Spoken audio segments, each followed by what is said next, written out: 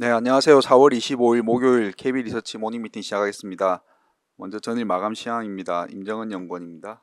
네, 안녕하세요. 시황팀 임정은입니다. 전일 증시 동향 정리하겠습니다. 어제 국내 증시는 외국인과 기관 동반 순매수 속에 반도체와 2차전지 강세에 힘입어 양시장 2% 내외로 반등했습니다. 엔비디아가 시총 2조 달러를 회복하는 등 미국발 반도체 훈풍에 최근 부진했던 삼성전자와 SK하이닉스로 외국인 매수세가 재유입되면서 4거래일 만에 강하게 반등했습니다. 특히 미 반도체 기업 텍사스 인스트루먼트가 1분기 호실적 발표와 함께 고객사 재고 조정이 막바지에 이른 것 같다며 낙관적인 수요 전망을 언급한 점도 긍정적이었습니다.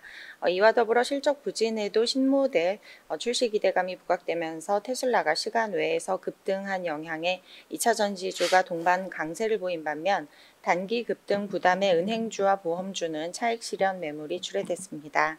다음은 해외 증시입니다. 미국 증시는 GDP와 PCE 발표를 앞두고 국채금리 상승 부담과 인플레이션 우려가 작용하면서 부합권 혼조세로 마감했습니다.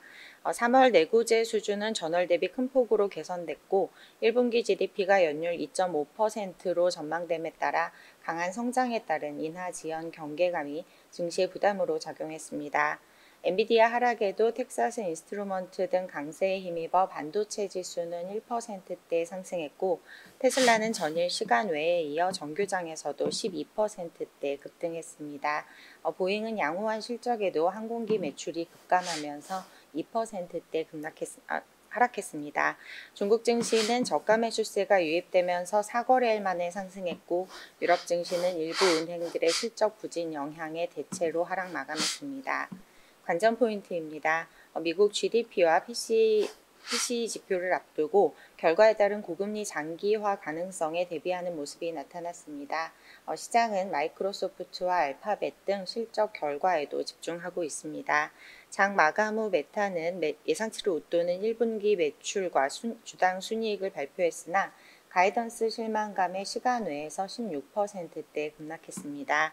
오늘 에코프로는 액면 분할 후 거래가 재개됩니다. 테슬라 훈풍을 반영하면서 2차 전지 투자 심리 개선에 기여할 수 있을지 관심이 모아질 예정입니다. 이상입니다. 네, 오늘 발표 자료가 많아서 요약은 생략하겠습니다. 첫 번째 자료는 자산 배분 자료 코어뷰입니다. 저희가 지난 2달 동안에서 이제 그 디스인플레이션, 골디락스 기대를 말씀드리고 있는데요. 골디락스 기대가 이제 커질수록 자산 가격, 주식 채권 가격 다 강세, 다 특히 이제 주식 가격에 좀 더 우호적인 영향을 미칠 텐데 좀 이 부분이 약화될 수는 있다라고 말씀드렸습니다. 이제 물가가 이제 하락하는 게 좀 더뎌서인데요. 그러는 와중에 이제 그 이란 이스라엘 분쟁이 이제 발발을 했습니다. 이제 이 영향은 여러 가지에서 미치겠지만 특히 중요한 것은 이제 그 국제 유가라고 저희가 뭐 지난 자료들을 통해서 말씀드렸고요. 왜냐하면은 여기서 유가가 만약에 이제 급등을 하게 되면은 골디락스 무산을 넘어서 다시 이제 뭐 인플레이션 또는 스태그플레이션 우려도 커질 수 있기 때문입니다. 지난 2022년이 주식 채권 가격 동반 부진하면서 굉장히 시장이 좀 어려웠는데요. 그 배경 중에 하나가 당시 러시아 우크라이나 전쟁에 따라서 유가가 80달러대에서 이제 120달러대까지 상승했죠. 그 부분이 70년대 이후 처음으로 스태그플레이션에 빠지게 된 배경으로 판단을 하고 있습니다. 현재는 당시와는 뭐 상황은 좀 다르다라고 판단하고 있습니다. 일단 국제 유가가 뭐 그렇게 많이 상승하지 않고 있기 때문에 이 상황에서 유가가 더 이상 크게 상승하지 않으면 자산 가격들은 조정을 거친 후에 상승을 재개할 것으로 전망을 하고 있습니다. 다만 이제 유가 상승 그리고 이제 이런 인플레이션 이제 하락이 좀 더뎌지는 부분으로 금리 인하 기대가 후퇴된 만큼은 있어 그만큼은 가격에 반영해야 될 것으로 판단됩니다. 자세한 내용 레포트 참고 부탁드리겠습니다. 네, 다음은 주식시장 우주항공에 관한 자료입니다. 하인한 연구원입니다. 안녕하십니까. KB증권 시황 담당 하인원입니다. 오늘은 우주항공에 대해서 한 장으로 보는 글로벌 또는 한국 주요 이벤트 총정리라는 자료로 말씀드리겠습니다. 2024년에 한국 정부 정책에서 주목해야 할 정책을 두 가지만 꼽는다면 저는 밸류 프로그램과 우주항공을 꼽겠습니다.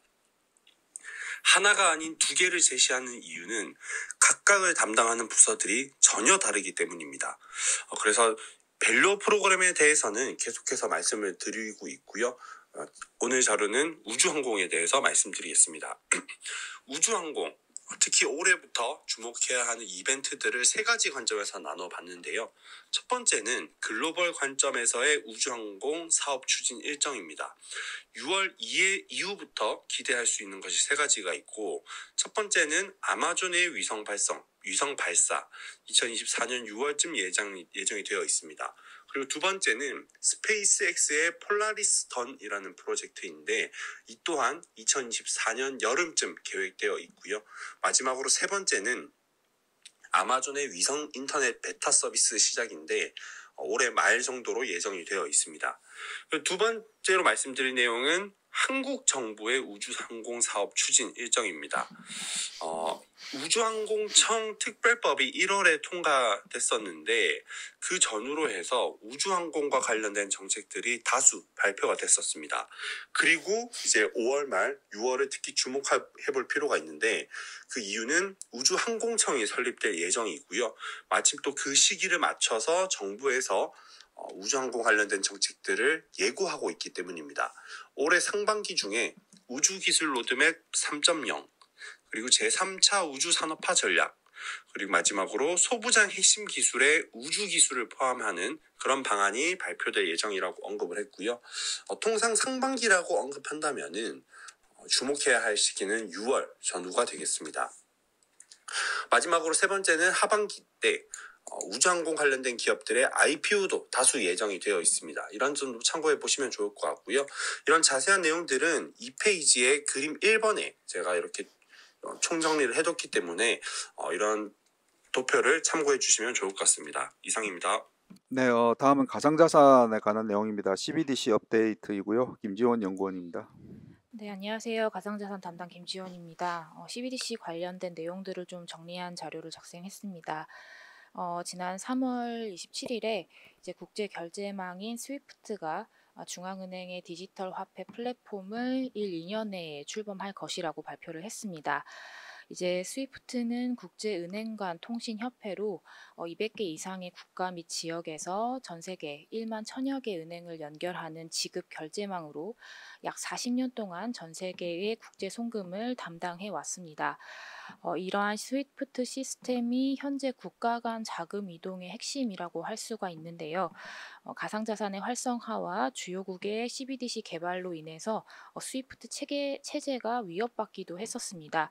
하지만 스위프트는 2020년부터 블록체인 송금 시스템을 개발을 시작을 했고 기존의 패권을 유지를 하기 위해서 노력을 하고 있는 상황입니다.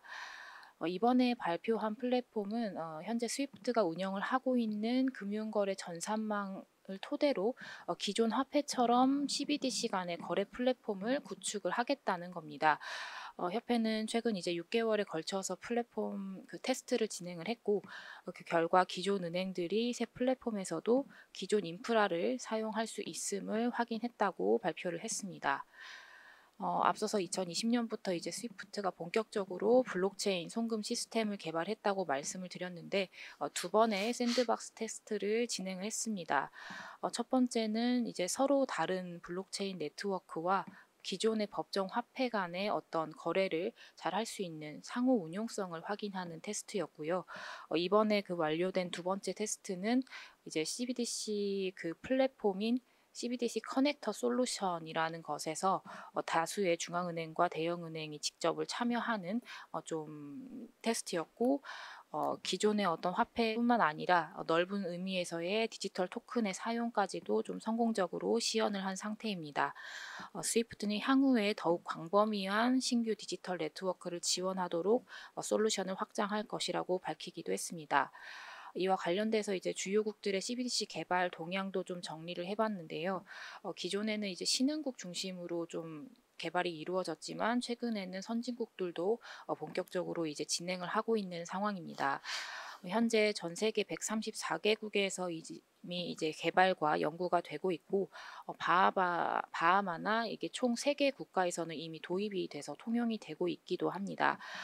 이러한 CBDC의 논의는 현금 이용의 감소와 경제의 디지털 전환 가속화 또 테라루나 사태를 통해서 이런 디지털 자산에 대해서도 통제가 좀 필요하다라는 인식들이 좀 커지면서 본격화되기 시작을 했고요.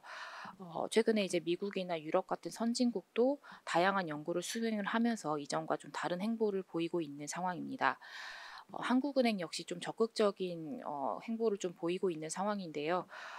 지난 이제 10월부터 진행 중인 CBDC 활용성 테스트 중 하나로 올해 4분기에 최대 10만 명의 일반 국민을 대상으로 한 실거래 테스트를 할 것이다라고 좀 발표를 했습니다. 또한 한국은행 같은 경우는 BIS와 또 주요국의 중앙은행들과 토코나 등을 통해서 이제 국가 간 지급 서비스를 개선하는 프로젝트 만달라 또 프로젝트 아고라 같은 프로젝트들을 좀 진행을 하면서 적극적인 행보를 좀 보이고 있는 상황입니다. 자세한 내용은 자료를 참고해 주시기 바랍니다. 감사합니다. 네, 다음은 산업 및 기업 분석 순서입니다. 먼저 삼성바이오로직스에 관한 자료입니다. 김혜민 연구원입니다. 안녕하십니까. KB증권 제약바이오 담당 김혜민 연구원입니다. 삼성바이오로직스 1분기 리뷰 자료에 대해서 말씀드리도록 하겠습니다. 삼성바이오로직스에 대한 투자 의견 바이 목표 주가 105만 원을 유지하고 글로벌 CDMO 산업 내 영향력을 반영하여 탑픽 의견을 유지합니다. 4월 24일 종가 기준 업사이드는 33%이십니다. 일단 1분기 연결 기준 매출액은 9,470억 원으로 시장 컨센서스를 소폭 상회하였지만 영업이익은 2,200억 원으로 컨센서스와 부합한 수준이었습니다. 별도 기준 로직스 매출액은 6,700억 원으로 4공장 6만 리터 부분의 매출 기여도 상승에 따라 증가하였지만 영업이익은 2,330억 원 수준으로 18만 리터 부분 관련 고정비가 증가하고 5공장 관련 신규 인력 채용에 따라 소폭 감소하였습니다. 에피스의 경우 매출액 2,800억 원, 영업이익 381억 원을 달성하며 신규 제품 매출 확대 효과를 보여줬습니다. 여전히 성장력을 감안하면 매력적인 구간이라고 판단합니다. 2024년 연결 매출 성장 가이던스를 연간 10%에서 15%로 유지하였고 로직스의 경우 4공장 18만 리터 부분의 가동률 상승으로 인한 분기별 영업이익률 개선을 기대해 보실 수 있고 에피스의 경우 파이프라인의 주요 지역 승인에 따른 마일스톤을 기대해 보실 수 있고 키트루다 바이오시밀러 임상 1상, 3상 진행을 통해 추가적인 성장 동력을 적극적으로 확보하고 있기 때문입니다. 자세한 내용은 보고서를 참고해 주시면 감사하겠습니다. 네, 다음은 카카오 게임즈에 관한 자료입니다. 이선아 연구원입니다. 안녕하세요. 인터넷 게임 담당 이선아입니다. 카카오 게임즈의 목표 주가를 기존 26,000원에서 23,000원으로 11.5% 하향 조정하고 투자 의견은 홀드를 유지합니다. 기존작의 매출 하향세가 지속되는 가운데 모바일 게임의 수명이 점차 짧아지고 있고 PC 콘솔 시장 역시 성장이 둔화되고 있는 가운데 플랫폼 확장을 위한 비용이 집중되는 구간입니다. 이에 올해와 내년의 영업이익 추정치를 하향 조정한 것이 목표 주가 하향의 주된 원인입니다. 카카오 게임즈의 1분기 연결 기준 매출액은 전년 동기 대비 1.4% 감소한 2,457억 원, 영업이익은 26.3% 증가한 143억 원을 기록할 것으로 예상하는데 이는 영업이익 기준 컨센서스인 145억 원에 부합하는 수치입니다. 지난 2월 27일 출시된 롬의 매출은 2분기에 본격적으로 반영될 예정인 가운데 기존작들의 매출 하향세가 지속되고 있고 롬 출시에 따른 마케팅 비용이 증가할 것으로 예상합니다. 한편 플랫폼과 글로벌 확장은 하반기부터 본격적으로 시작될 것으로 예상하고 있는데요. 2분기에는 아케이지와 에버솔의 지역 확장이 있을 예정이고 하반기에는 오딘의 북미 유럽 지역 출시와 프로젝트 C뿐만 아니라 오션 드라이브의 블랙아웃 프로토콜, 로스트 아이돌 런스 등이 론칭을 준비 중입니다. 다만 신작에 대한 기대감이 과거보다 약해졌고 기존작의 매출 감소세가 지속되고 있어 마케팅 비용 부담이 커진 상태입니다. 대형 신작의 흥행이 절실한 상태입니다. 한편 카카오 게임즈는 지난 3월 31일 전환사채 풋옵션 1회차 행사분 약 3,700억 원의 조기 상환을 위해 차입금을 조달, 금융 비용이 증가할 것으로 예상합니다. 또한 라이온하트와 메타보라, 세나테크놀로지 등 주요 자회사의 영업권 손상이 지속되고 있어 순이익 다양성에 부진이 이어질 가능성이 높습니다. 보다 자세한 내용 리포트 참고 부탁드립니다. 감사합니다. 네, 다음은 HD 현대건설기계에 관한 자료입니다. 정동희 연구원입니다. 안녕하세요. 조선기계업종 담당 정동익입니다. HD 현대건설기계가 어제 1분기 실적 발표를 했습니다. 매출액은 9,791억 원, 영업이익 536억 원을 기록을 했습니다. 매출액과 컨센서스 모두 매출액과 영업이익 모두 컨센서스를 소폭 상회해서 전체적으로는 무난한 실적으로 판단이 됩니다. 부문별 매출액은 건설기계가 7,711억 원, 산업차량 1,290억 원 등을 기록을 했는데요. 지난해 수급 차질에 따른 기저효과와 북미 시장에서의 견조한 수요로 산업차량 부분의 호조세가 지속 중입니다. 지역별로는 북미, 유럽, 중국 등 직수출 등은 전년 동기 대비 감소했는데요. 반면에 인디아와 브라질 및 내수가 증가하면서 상대적으로 실적을 방어할 수 있었던 것으로 판단이 됩니다. 연간 실적 가이던스가 매출액은 4조 120억 원, 영업이익은 2,638억 원이었는데요. 1분기 실적 연간 가이던스 대비해서 달성률은 매출액 기준으로는 24.4%, 영업이익 기준으로는 20.3%입니다. 최근 3년 평균 연간 실적 대비해서 1분기 실적 비중이 매출액은 30.9%, 영업이익 40.2%였던 거를 감안하면 다소 좀 부족해 보이는 숫자인데요. 1분기 실적의 진두율 낮지만 딜러들의 재고 조정과 금리 인하 기대감에 따른 하반기 대기 수요 등으로 사업 계획 자체가 예년과 같이 상고 하저가 아니라 하반기 개선되는 부분들을 염두에 두고 수립했다는 것이 회사 측의 설명이었습니다. 이상입니다. 네, 다음은 유니드와 석유화학 업종에 관한 자료입니다. 전우재 연구원입니다. 안녕하세요. 정유학 담당 전우재입니다. 유니트 실적 나와서 발표드리겠습니다. 1분기 실적은 16% 정도 컨센서스를 상회를 했고요. 앞으로도 2028년까지 실적 성장은 계속될 거다라고 보고 있습니다. 투자 의견 바이 유지를 하고 목표 주가는 95,000원에서 105,000원으로 상향을 합니다. 실적 추정치 상향에 따른 영향으로 좀 봐주시면 될 것 같습니다. 구체적으로는 가스와 동반된 칼륨 가격, 원가와 판가 안정화가 되면서 4분기부터는 4분기와 1분기부터 이제 실적이 정상화되고 있는 모습을 보이고 있는 상황입니다. 수요는 전방 산업 가동률이 견조하고요. 공급 같은 경우에는 석유화학 NCC 사업들 대비해서는 증설이 거의 없는 상황으로 이 개별 제품 단의 공급은 크게 오버서플라이가 없는 상황입니다. 1Q 영업이익은 아까 말씀드린 것처럼 컨센서스 16% 상회를 했고요. QOQ YOY 증익이 나왔고 특징적인 것은 유럽향 판매가 확대가 됐습니다. 최근에 유럽 산업 가동률 회복되면서 나타나고 있는 현상인 것 같고요. 달러 강세도 최근 실적 개선을 좀 도왔다고 보고 있습니다. 2분기 실적 같은 경우에는 327억으로 추가 개선될 것으로 전망을 합니다. 본사는 성수기이고 그리고 중국은 춘절 기저효과가 있기 때문입니다. 2024년도에도 내내 연간으로 무난한 실적 나와서 작년 대비해서는 3배가량의 실적이 나올 예정으로 좀 생각이 되고요. 매년 증설이 계획되어 있기 때문에 계속적인 성장이 예상되고 탄소 포집이랑 수소 쪽으로 촉매로서 저희가 또 들어가기 때문에 이쪽 부분이 앞으로 계속 시장이 확대가 되면서 수혜가 나타날 것으로 보고 있습니다. 다음으로 석유화학 말씀드리겠습니다. 석유화학은 어저께 2월달 아시아 화학 가동률이 나왔는데요. 글로벌 가동률도 최근에 10%가량 상향된 모습이고 특히 아시아 가동률이 20%가량 상향된 모습이 나타나고 있습니다.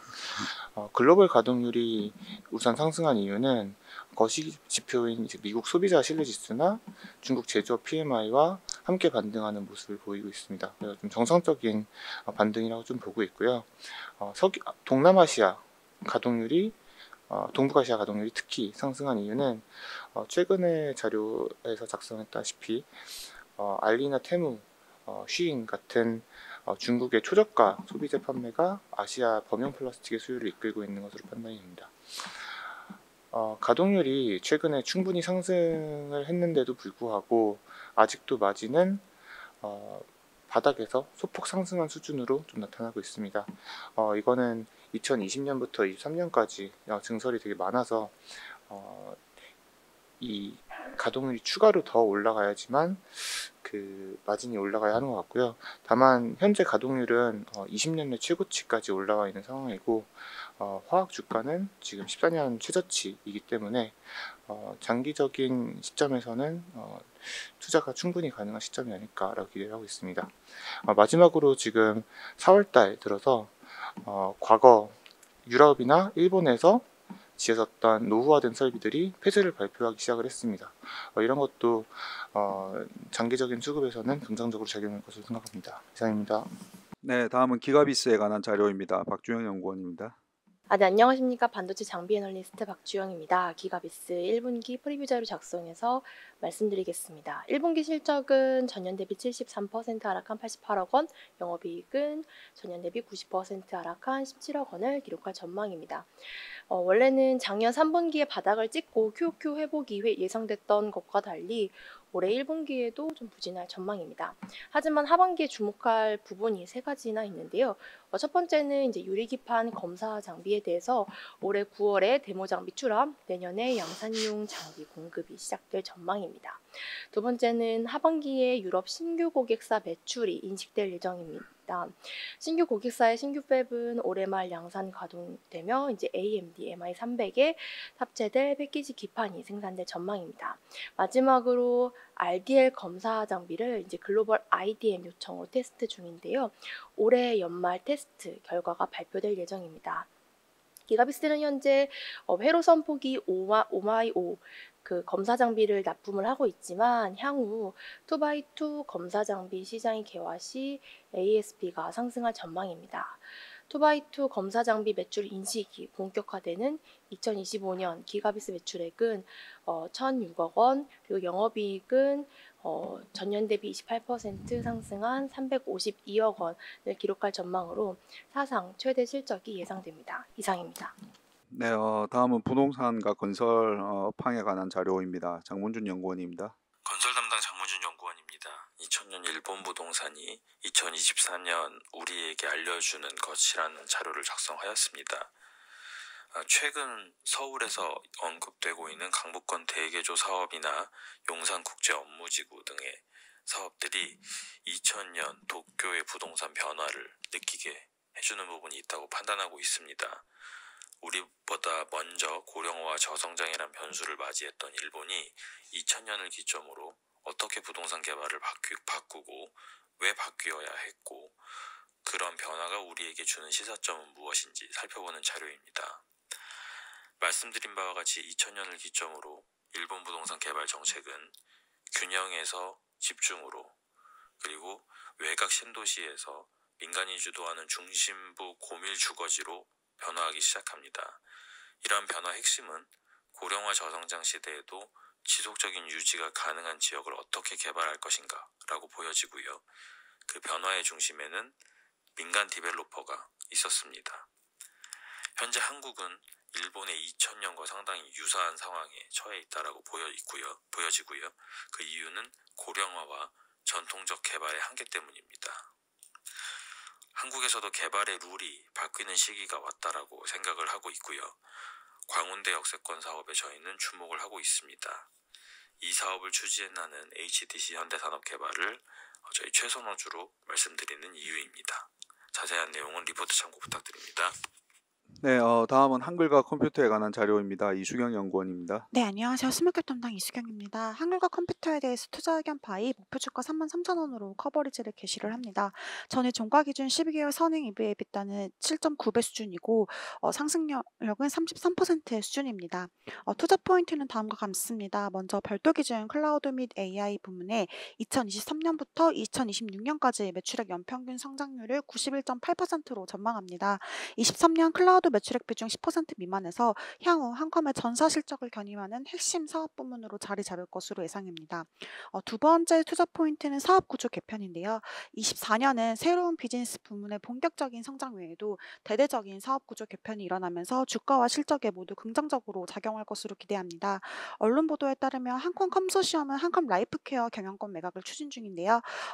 한컴 라케는 개인 안전장비 업체로 한컴 컨소시엄이 2017년 경영권을 인수한 바 있습니다. 지난 1월에는 리포팅 솔루션 회사인 클립소프트와 QA 시스템 회사인 포티투마루에 투자를 완료한 바 있습니다. 주요 사업 부문과 시너지가 날 수 있는 투자를 확대하면서 AI 레퍼런스 확보, 해외 진출 등 글로벌 피어 그룹과 견줄 수 있는 질 높은 실적 개선이 이루어질 수 있게 되었습니다. 더 자세한 내용은 보고서 참조 부탁드립니다. 네, 다음은 시노팩스에 관한 자료입니다. 김현겸 연구원입니다. 네, 시노팩스에 대해서 말씀드리겠습니다. 시노팩스는 1985년 설립됐고요. 1995년 코스닥 시장에 상장했습니다. 2006년 유언텔레콤과 합병하면서 FPCB와 여가기술 토탈솔루션 기업으로 발돋움하고 있습니다. 2023년 실적은 매출액 2,621억 원, 영업이익 241억 원, 영업이익은 88% 전년 대비 증가했고요. 순이익 146억 원을 기록했습니다. 주력 사업인 FPCB 전년 대비 22.1% 매출 확대가 실적 호조의 주 원인이고요. 특히 이제 영업이익률이 5.3%에서 9.2%로 3.9% 포인트 확대된 것이 매우 고무적입니다. 2024년은 주력 사업인 FPCB와 필터 사업의 레벨업이 기대되는 원년인데요. 먼저 현재 고사양 고품질의 모바일 FPCB 매출 확대가 이루어지고 있는 상황입니다. 올해 역시 고객사양 보급형 폴더블폰 모델 출시가 예상이 되고 있고요.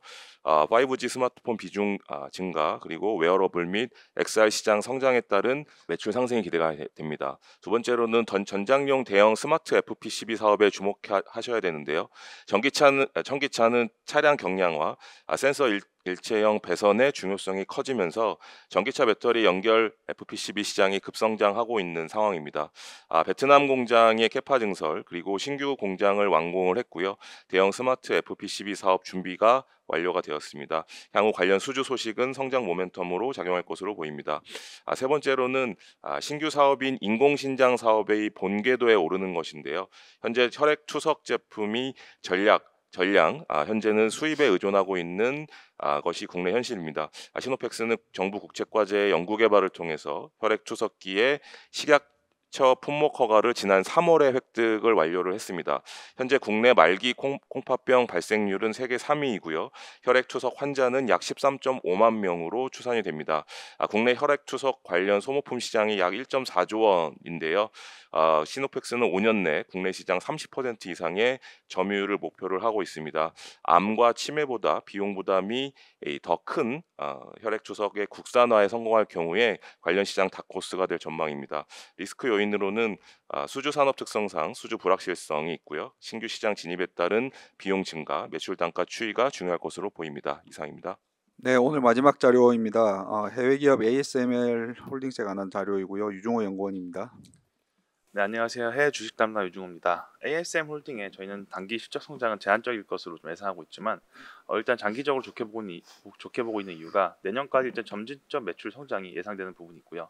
그리고 차세대 EUV 판매가 수주 잔고에 반영될 시에 이제 주가 흐름의 개선이 나타날 것으로 좀 기대하고 있어서 장기적 관점으로 아직은 비중 확대는 좀 이르다고 생각하고 있고 비중 유지를 권고드립니다.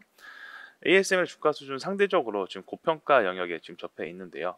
EUV라는 노광 장비의 독점 공급자인 점유율을 세계에서 가장 높은 점유율을 고려하면은 이런 일정 프리미엄은 적절하다라고 보고 있습니다. 또한 내년에 차세대 하이 NA EUV 장비의 인도가 개시될 시에는 이런 이익 전망의 상향 여지도 상당히 크다라고 판단하고 있습니다. 최근 실적 먼저 간략히 설명드리면은 지난 작년 하반기에 예상했던 대로 실적 흐름이 나왔습니다. 매출과 주당 순위 모두 하락했고 일단 수주 잔고도 감소했는데요. 기존 로우 NA EUV 장비에서 차세대 하이 NA EUV 장비로 넘어가는 과정에서 이런 일이 좀 있다라고 좀 보고 있습니다. 일단은 생산 여력 캐파 확대를 위해서 이제 재고가 확대 늘어났고 그리고 영업이익률의 마진 압착도 좀 있었는데요. 이런 부분은 사실 일시적인 것으로 예상하고 있고 향후 하이 NA 차세대 EUV 판매량에 생산력이 기여할 것으로 보고 있습니다. 올해 가이던스를 보면은 2024년 연간 가이던스 같은 경우에는 작년이랑 비슷한 수준으로 매출 성장을 이룰 것으로 좀 발표했고요. 그리고 2분기 가이던스로 순매출액은 한 최대 62억 유로 그리고 매출 총이익률은 최대 51%를 기록할 것으로 발표했습니다. 우선 올해 연간 기준 수주잔고 같은 경우에는 1년치 매출을 충분히 달성할 정도 이상의 수주잔고를 확보하고 있어가지고 일단 작년과 비슷한 수준의 기존 가이던스대로의 매출을 달성한 데는 문제 없을 것으로 보이고 있고요. 그리고 중국향 EUV 장비 수출 규제 같은 경우에는 다른 고객사들의 수요에 흡수될 것으로 보이고 있어서 이 또한 큰 문제는 없을 것으로 보이고 있습니다. 일단 내년이 사실 가장 큰 턴어라운드일 것으로 보이고 있는데요. 차세대 하이 NA 장비인 이제 EXE 5200B의 주문이 본격적으로 시작되고 수주 잔고에 잡힌 시기부터 저희는 이제 주가에 어느 정도 반영이 있을 것으로 보고 있습니다. 자세한 내용 리포트 참조해 주신 감사드리겠습니다. 네, 이상으로 4월 25일 목요일 KB 리서치 모닝 미팅 마치도록 하겠습니다. 감사합니다.